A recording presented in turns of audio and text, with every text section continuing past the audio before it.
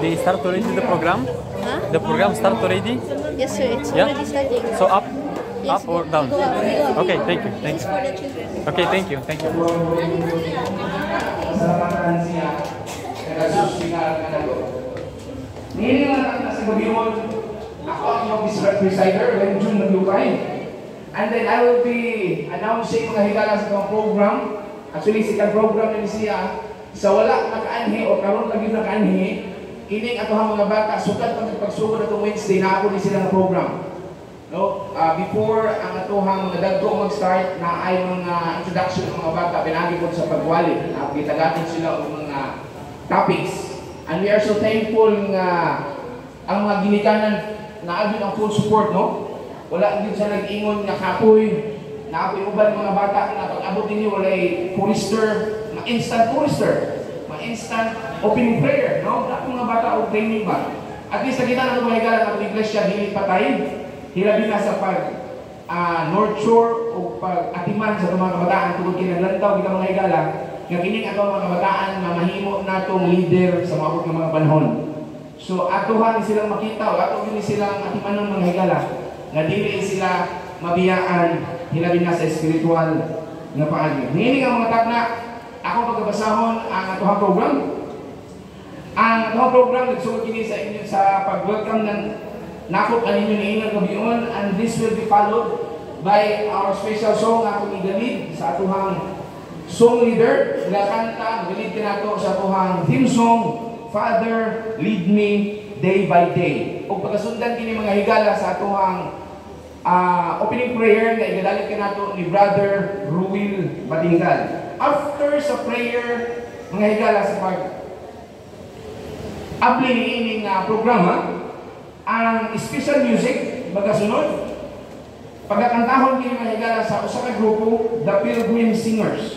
After sa ilang part will be the speaker's time. Ang atong speaker niini ang gabion usa sa tuhang leader ni iglesia, usa sa mga ansyan ni iglesia, Sister Emilia, kasi magahisgot siya mga higala, do not lead us into temptation. Kung sa Bisaya pa, ayaw kami dadaa ngadto sa tentasyon. Ato siya matagal niya o undivided attention mga higala aron ato yung tibawas kining programa sa 10 days of prayer niini nga gabion. After sa iyahang sa atuhang speaker time, atong ihatag nga higala unya ang atuhang usual nga programa niini nga iglesia, prayer band, atong itawagon og prayer or spiritual alliance. No, we are praying together, asking God, thanking God, in supplication, o uban pa mga pagbangayo ng mga higala. Ato ka na siya gisunod after sa atuhang speaker.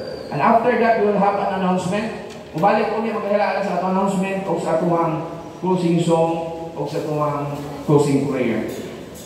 Before kumalingkod, tugutin ko niyo sa pagbasa sa makita sa Steps to Christ, chapter 11, page 98. Nag-ingon din unceasing prayer is the broken union of the soul with God, so that life from God flows into our life, and from our life, purity and holiness flow back to God. Ang programa, magabalayon, sumala sa itong anunsyo. Mayong gabi, happy Sabbath na natong tanan.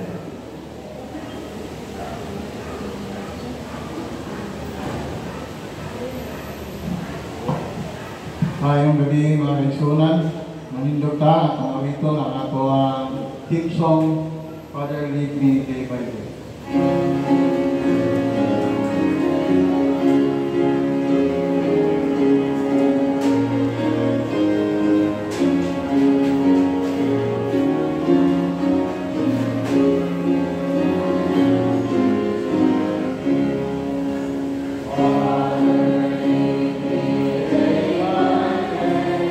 Ever in thine own sweet way, this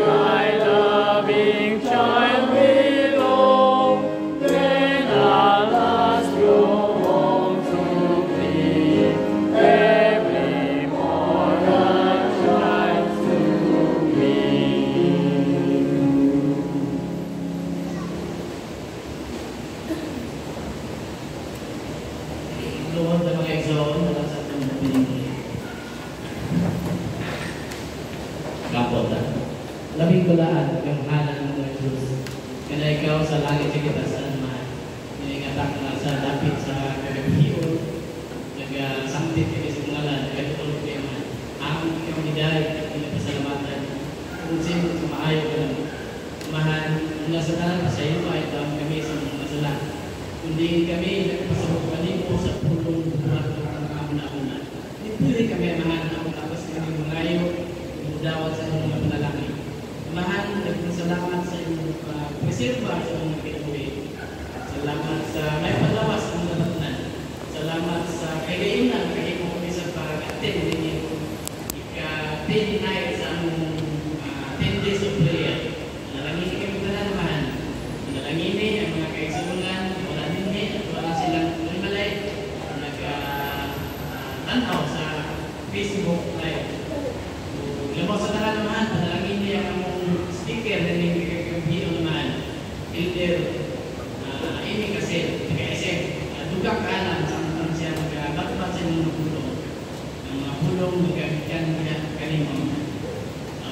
Amahan, kami ang masabdan kini.